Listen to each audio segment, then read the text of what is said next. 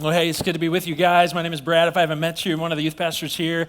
This is week number 1 of a new series that we're starting as a youth group called Greater Than. And in this series, we're going to be able to talk about some things I think will be helpful, as always. But we're going to talk for a few weeks about a simple idea that will take us a lot of great places. It's even something we'll talk about at the winter retreat. And here's the idea. There are things in life that are greater than they should be, and other things that should be greater than they are. Like, do you agree with me? There are things in life, it's not really a spiritual fact, it's just a fact of life, that things in life that are greater than they should be. How many of you would say the amount of homework that you are given is greater than it should be? Really? Whoa, I did not expect that at all. Let me try it again. How many of you think the amount of homework that you are given is greater than it should be? Raise your hand. Okay, it's a little better. I thought I'd see more hands, I guess. How many of you think that the amount of homework you have should be greater than it is?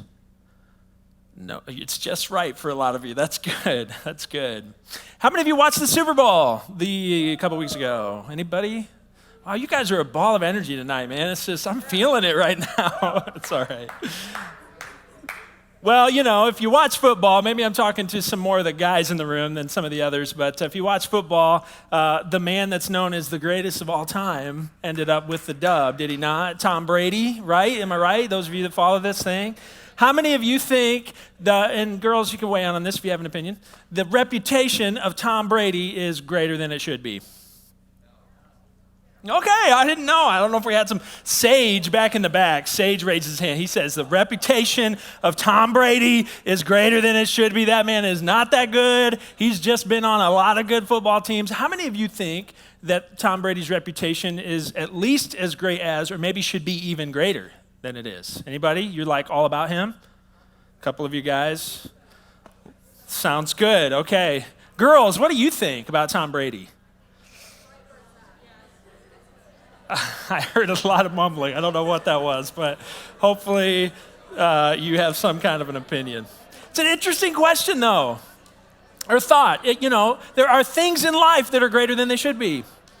And there are some other things that they're not quite as great as they should be. And we're going to talk about this as a youth group for a little bit. One of the things I want to talk to you about tonight is it's actually your story, the story of your life. And I guess even simpler, I want to talk about you tonight. And I'm going to make a simple proposition to you, all right? I believe that you were meant for greatness. Now, some of you hear that and you go, I know. I've been trying to tell people this. I'm meant for greatness.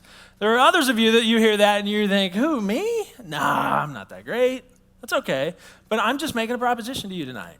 You were meant for greatness. In fact, I believe it's highly likely that when it comes to this whole statement I just made a second ago, that you were meant to live a life that's greater than what it is right now. I know that's kind of mean for me to say, but it's true of me too, okay? I'll say it about me. I was meant to live a life that's greater than what it is right now. Let me see if I can draw this out of you and get you to agree with me for a second. It's not a spiritual question, but I'm going to throw it out at you. How would you describe yourself? And I'm going to give you 3 things. There's not the only ways to describe people, but I'm just doing 3 things tonight. Would you describe yourself as a competitor, a creative, or an intellectual? Think about you, okay, just for a second. Are you more of a competitor, a creative, or an intellectual? I want you to describe yourself. Now, most of you are probably a combination of those things to some extent. Maybe some of you are none of those things, and you can come tell me afterwards the category that I missed, okay? You tell me later, okay? But just for for fun, are you more of a competitor, a creative, or an intellectual? Competitors of the world, where are you, my competitors? You're out there. I feel you. I sense your presence in this room. There's a lot of you here tonight. See, competitors are meant for greatness. And for them, that often looks like a drive to win. If you're a competitor, you have this drive to win, a dream to achieve, something challenging or extraordinary. Competitors love a challenge. Sometimes a competitor will do something hard just for the challenge of it. There's competitors like this. I don't know if you've ever met one of these people. If you've not, I want to introduce you to one. Her name is Sav Dies. Sav Dies is a competitor. Sav has weird goals and dreams in life. And I believe she just wants to do them because they're just challenging or difficult, or I don't know, maybe she's crazy. One of her goals that she's told me is someday she wants to be tased. It's legit about Sav. She hopes someday to have the opportunity to be shot with the taser. What do you call it? The taser. I don't understand. But if you get to know Sav, you know she's a competitor. Some of you have even had Sav as a coach. She's a competitor.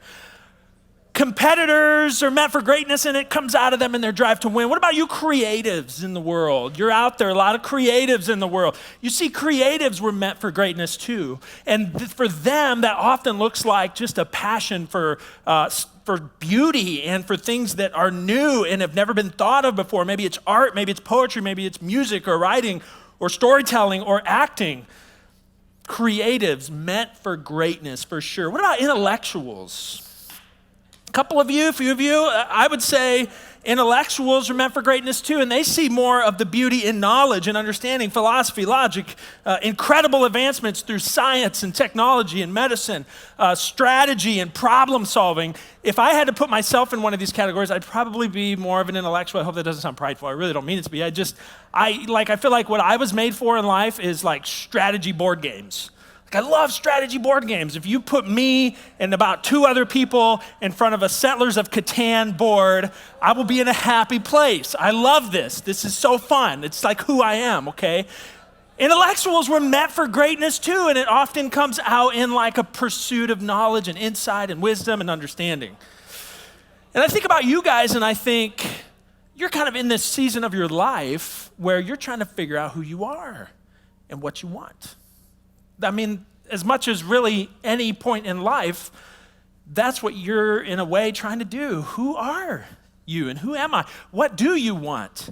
And most of you, maybe not all of you, but most of you are having some kind of thought about college or career or life after high school, and you see, I believe that you were meant for greatness, and it comes out of you even in your thoughts about that. Like if you're a competitor, you're probably, some of you that are competitors, maybe you want to teach because you want to coach, and that part of you that aspires for greatness and was meant for greatness wants to get back out onto the field or the court. Or maybe there are others of you that want to go into business, or you want to do sales and you want to win people over to your product, or you want to be an entrepreneur and start and build your own business. Like there's this drive in you that starts to come out when you think about your future. Creatives, for sure.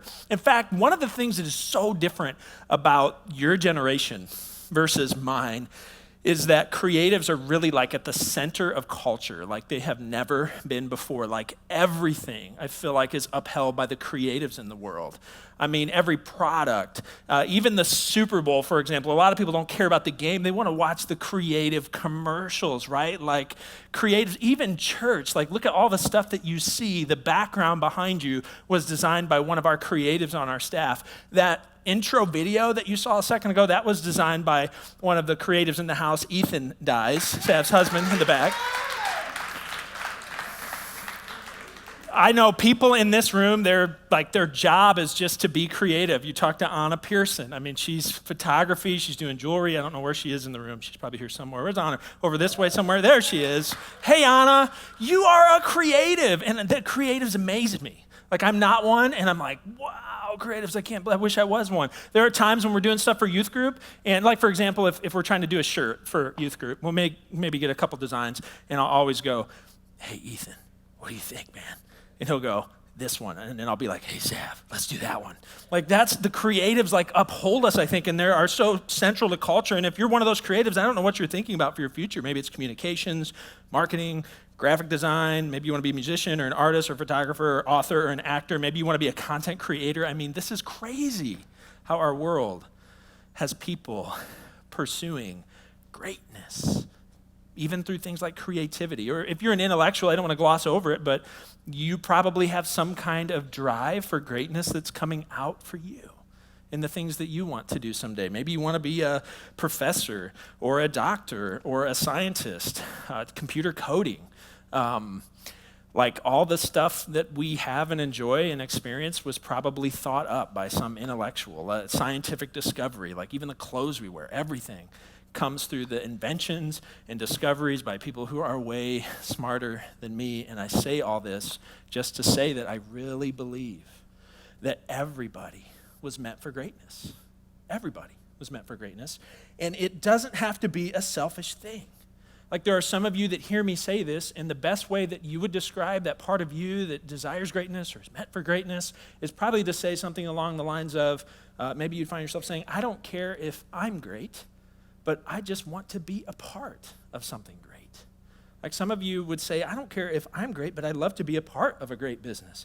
I'd love to be a part of a great family. I'd love to be a part of a great marriage. I'd love to be a part of something great in my life, even if personally I'm not great or thought of as great or whatever. And I just think our drive for greatness is a good thing. It's a good thing. I think that part of you that was meant for greatness was given to you by God. And yet, I want to look tonight at Jesus and his teachings on greatness, and I want to tell you that when we look at his teachings on greatness, we run into a major problem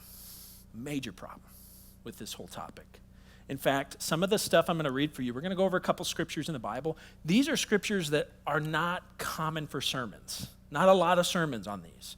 These are scriptures that are some of the hardest to understand. Like when Jesus says these are the ones that you go back to your small group leader or youth pastor and go, what in the world does he even mean by this? Like some of these things I'm going to put up here don't even seem to make any sense. And yet I think these are Jesus's words when it comes to greatness. And I think they're what Jesus might say to us, the part of us that was meant for greatness. I want to start off in Matthew 11. Matthew 11 tells this kind of strange interaction, the story of a strange interaction that Jesus had with some disciples of another guy. This other guy is a guy named John. And John, we call him John the Baptist. He was this great prophet that God sent into the world to prepare the way for Jesus. And what John did is he called people in that time, in the nation of Israel, to turn away from sin. And what he would do is he would invite people to come into like the local river that was right beside to the east of Israel. It's the River Jordan. And he would invite them to come into the river, and then he would kind of dip them into the water, and then he would bring them back up out of the water. And we use this term called baptism to describe that. For John, when he would baptize somebody, it was a way that for them to say, I am not right. My soul is not right. And I am not right with God. That was John's ministry. And he came, and in doing that, he prepares the way for Jesus. And in Matthew 11, John the Baptist, this great prophet sent by God to prepare the way for the Savior, is in prison. He's in prison, and some of his disciples come up to Jesus just before this, and they ask Jesus, they say, Jesus, are you the Messiah? Are you the one that John was sent to prepare the way for? And Jesus essentially says, yeah. It's me, like it really is me. And then his disciples walk away. We pick this up here in Matthew 11, verse 7. As John's disciples were leaving, Jesus began to speak to the crowd about John. What did you go out into the wilderness to see, Jesus says? Because so many people went to see John the Baptist. Did you go out in the wilderness to see a reed swayed by the wind? You creatives, did you go out in the wilderness to see something beautiful? Or maybe did you go out in the wilderness to see a man dressed in fine clothes? No, those who wear fine clothes are in king's palaces. Then what did you go out to see? A prophet?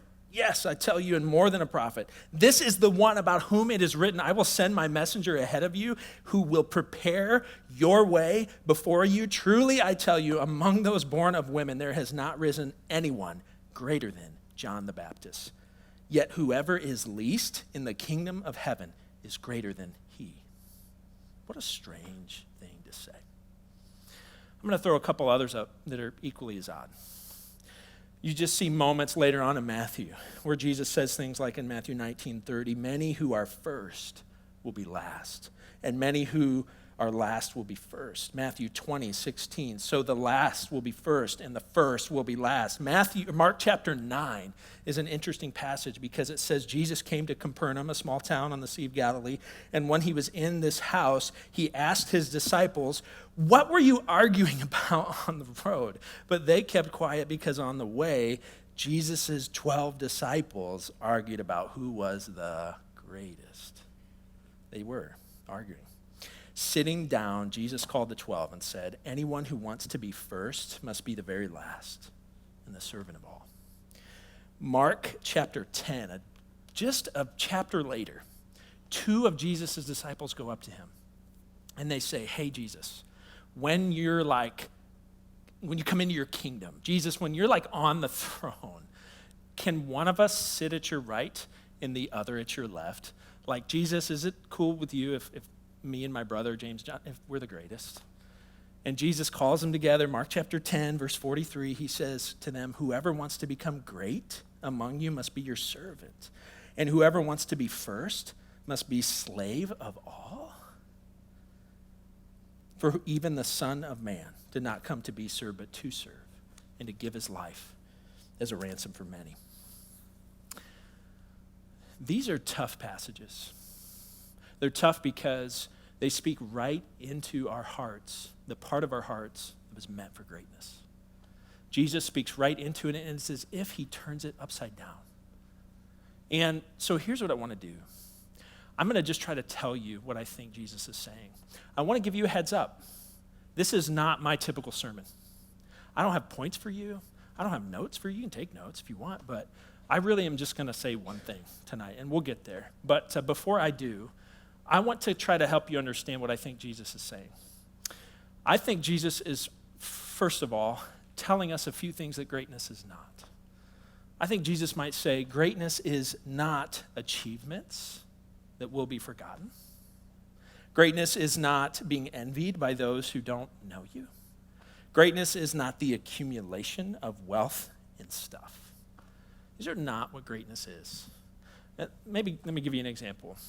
Regardless of your opinion on Tom Brady, when I was a teenager, when I was more teenager, there was an athlete in kind of those days, I guess you could say, that was widely known as the greatest athlete really of any sport. And still today, I think he's talked about a lot. I'll put his picture for you. His name's Michael Jordan. And so I'm going to ask you a question. We're not going to talk a lot about Michael Jordan. I just want to ask you a question. I do want you to raise your hand if you'd be willing. How many of you in this room, you don't just know the name, Michael Jordan, I assume you do, but you would say, I have at least a basic, maybe even more than a basic knowledge of why this guy was great or who he was or what he did. Would you just raise your hand if you're like, I have at least a basic knowledge of why this guy was great, who he was, what he did. Would you raise it high for me? That'd be really helpful, actually. Just like full extension, straight elbow. Please, come on, get it up there. Thank you. Okay, a lot of hands. All right, let me put another picture up for you. This second picture is of a guy named Wilt Chamberlain. Now, I'm going to ask you the same question, and my assumption is that there will be less hands. I hope there are, because I'm trying to make a point. How many of you would say I have at least, maybe even more than a basic knowledge of who Wilt Chamberlain is or what he did or why he was great? I know I'll get some, but you have at least a basic knowledge. Okay, that's what I thought.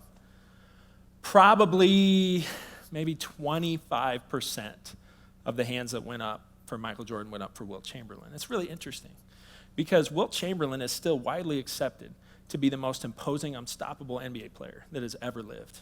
Wilt Chamberlain is the only player who's ever scored 100 points, at least I think. Is that right, guys that are statistics to my knowledge? He's the only player that's ever scored 100 points in an NBA game.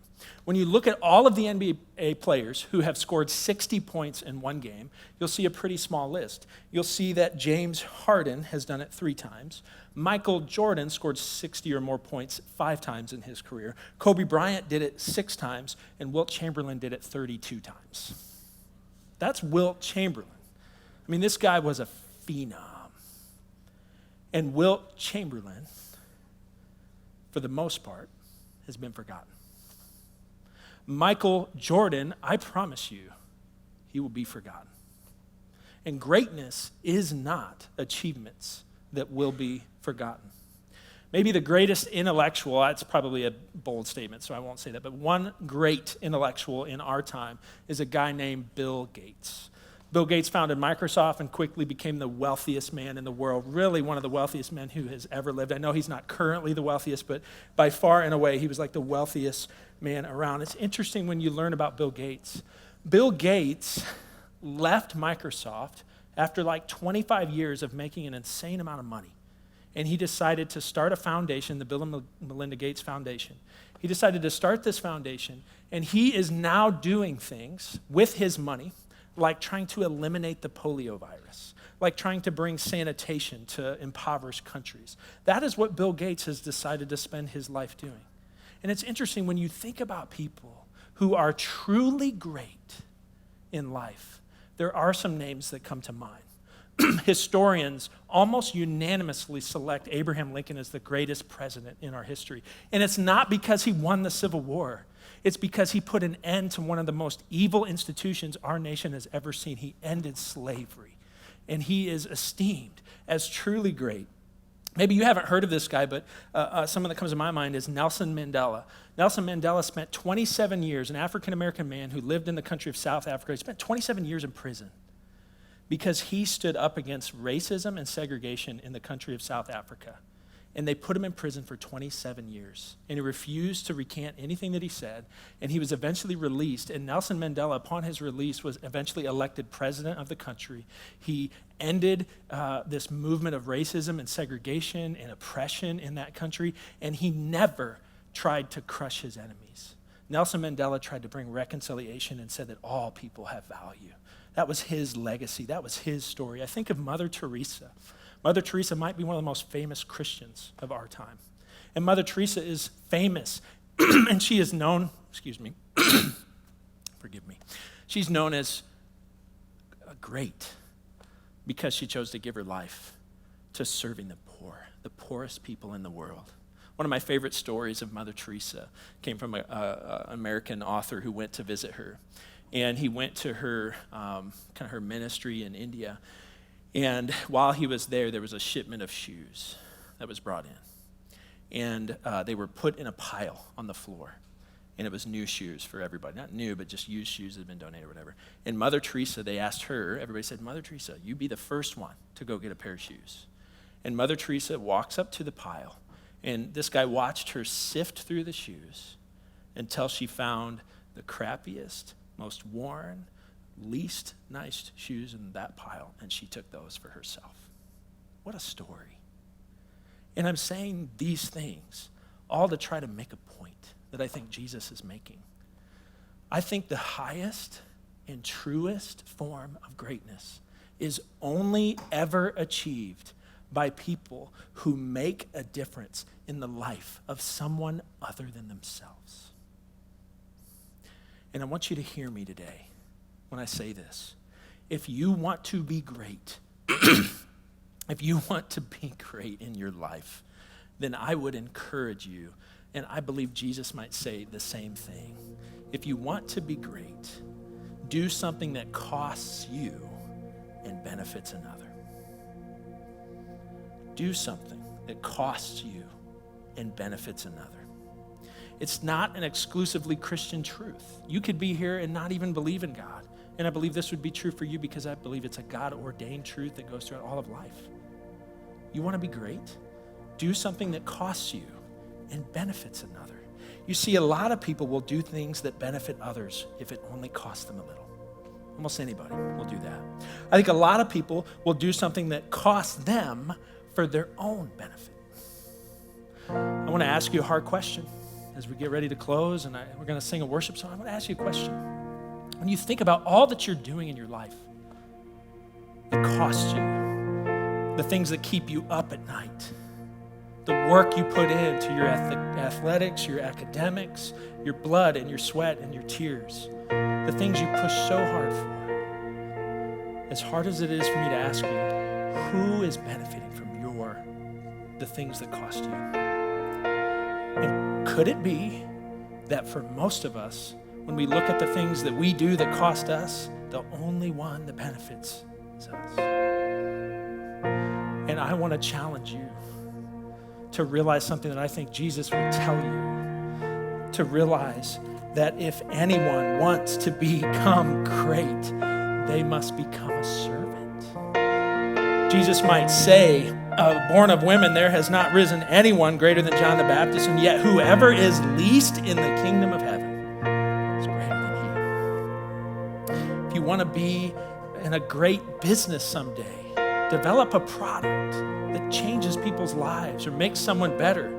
If you want to be a great creative, use your art or your music or your writing not to put the spotlight on you, but to send messages that meet the needs of others.